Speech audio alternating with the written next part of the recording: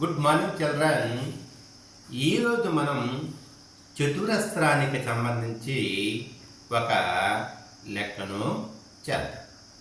చూడండి, ఒక చదరం యొక్క వైశాల్యం దాని చుట్టుకొలతకు సమానమైనప్పుడు చదరం యొక్క ఒక పక్క ఎంత?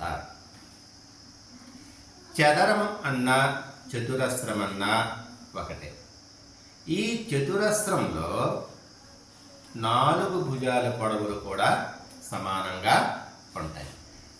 ఒక పక్క అంటే దాని అర్థం ఏంటంటే సైడు. దాని అర్థం ఏంటంటే ఒక పక్క భుజము కొలత ఎంత అని అడిగాడు అనమాట.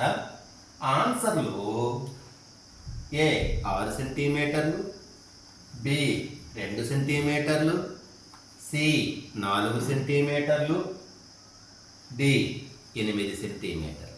చూడండి, ఒక చతురస్రము ఈ విధంగా వేసుకుంటే దాని అర్థం ఏంటంటే 4 భుజాల పొడవులు కూడా సమానం అని అర్థం. ఇక్కడ ఏమన్నాడు? చతురస్ర వైశాల్యం అంటే దేనికి సమానం? దాని యొక్క చుట్టుకొలతకు సమానం.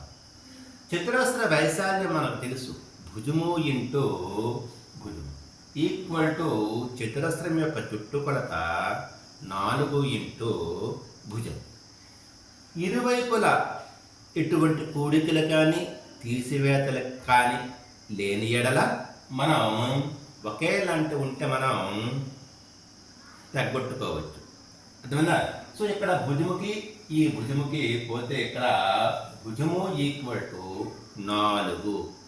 కానీ ఇక్కడ ప్రమాణాలు ఇవ్వలేదు కాబట్టి మనకు ఆన్సర్లో ప్రమాణాలు సెంటీమీటర్లు ఇచ్చాడు కనుక సో భుజము కొలత ఒక పక్క ఎంత అవుతుందంటే 4 సెంటీమీటర్లు అవుతుంది.